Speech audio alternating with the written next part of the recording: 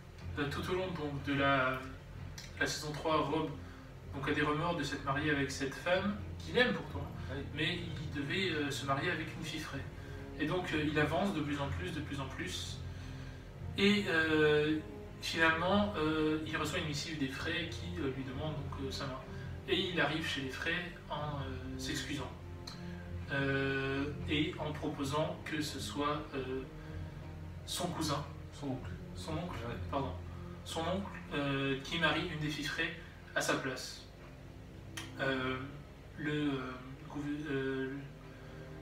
Le chef de la famille Frey accepte de marier une de ses filles avec l'oncle. Et après le mariage, ils s'en vont donc, dans leur noces, etc. Et s'ensuit un grand festin avec du vin, etc. Et c'est à ce moment-là qu'arrive donc le limier avec Arya devant le château. Exactement. Mais à ce moment-là, le limier voit de dehors que les portes de la grande salle ont été fermées, qu'il y a des gardes qui se préparent à entrer et que plus personne ne peut rentrer. Alors qu'ils se font passer pour des livreurs de cochons pour le buffet. Et finalement arrive la fin d'épisode 9. On arrive dans la salle du festin, donc les portes, comme je l'ai dit, les portes sont fermées. Plus personne ne peut sortir. Plus personne ne sort. Cet épisode s'appelle Les Noces Pourpres. On a un changement de musique, assez flippant d'ailleurs, j'ai trouvé, enfin pour ma part. Ouais, et c'est à ce moment-là que des flèches partent dans tous les sens pour tuer tous les membres des Stark. Voilà, donc la femme de Robb Stark, enceinte, s'est fait poignarder le ventre. Et on voit toute la scène, c'est assez atroce. Robb Stark, il se prend des carreaux d'arbalète, sa mère aussi. Non, oui, mais sauf que sa mère se fait trancher la gorge. À la fin, oui, à la fin de l'épisode 2. C'est à toute fin d'épisode. Et Robb meurt à côté du corps de sa femme morte ensanglantée. Voilà. Et ce qu'il faut pas oublier de dire, c'est que Robb, il a été achevé par Bolton. Par le chef de la famille Bolton qui s'est rebellé et qui a décidé de le trahir et de rejoindre la famille Lannister. Voilà. Et donc c'est à ce moment-là qu'on a pitié pour Robb et toute la famille Stark et que du coup on retrouve un peu d'amitié pour Théon. Exactement, voilà, parce qu'on sait que les Bolton, c'est des plus gros méchants, si on veut, que Théon. Et tout au long de la saison, on voit que Théon a des remords, alors que les Bolton, ils n'en ont aucun. Tout Ils à fait. veulent juste prendre la place des Stark comme gouverneur du Nord. C'est ça. Et donc l'épisode 10 de la saison se termine avec une grosse partie avec Théon et Ramsay Bolton, où on découvre enfin que Ramsay est vraiment un Bolton et que c'est lui qui le torturait depuis le début. Et il me semble que la scène finale de la saison, c'est avec Arya qui arrive à Bravos, non? Non, ça c'est C'est saison 4. Donc c'est une scène avec Daenerys. possible. Oui. Quand elle se fait avec Drogon, c'est saison 4. Donc je ne sais plus du tout c'est quoi la scène finale de la saison 3, mais c'est pas important. Vraiment, ce qui est important, c'est cet épisode 9, Ouais. Les Noces Pourpres. Donc moi, au niveau de cette saison 3, ça a commencé très doucement, mais au fur et à mesure, ça a commencé à prendre du rythme et j'ai été surpris par cette fin. Je crois un de mes épisodes que je déteste le plus, enfin que j'aime et que je déteste le plus parce que c'est horrible et génial à la fois. Enfin, c'est un énorme retournement de situation et on déteste cet épisode, mais c'est un des épisodes les plus de la série. Exactement. Moi, pareil, j'ai adoré cette troisième saison. Donc, il n'y a pas forcément de grosses batailles, c'est plus Politique. politique, voilà, dans l'intrigue, dans le non-dit, des petites manigances et tout. Donc, ça a changé de la saison. Précédente. La saison précédente, c'est principalement un peu de la guerre, tout ça.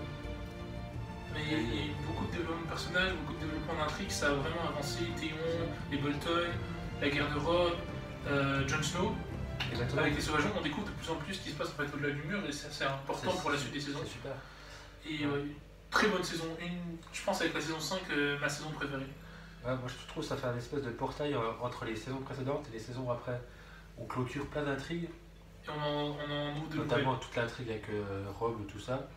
Et on passe vraiment dans le concret. Avec Daenerys maintenant, cette petite fille, elle a une armée, elle pèse dans la balance. Tout ce qui se passe du côté des Lannister, pareil, ils sont au pouvoir, mais on sent qu'il y a un petit truc qui se prépare. Mais en fait, il reste plus là, que 3 personnes vraiment dans la bataille. Il reste les Lannister, Daenerys et Stannis. Et Stannis, voilà. Les Stark, ils sont quasiment finis quoi. Exactement. Ils sont plus du tout dans la course au trône, ils sont plus dans la course à leur survie. Oui, et Stannis, saison 3, qu'on n'a pas beaucoup vu, il pense ses blessures. Mais pareil, c'est génial, on le voit peu, les scènes qu'on voit, elles servent à quelque chose. Il n'est pas juste là pour dire je suis là, je m'aime. Et on en apprend beaucoup sur sa famille, et notamment sur sa fille qui a la lèpre, il me semble. Oui, c'est ça, Enfin, une maladie qui était censée être incurable, et finalement, ils ont réussi à la soigner. Voilà.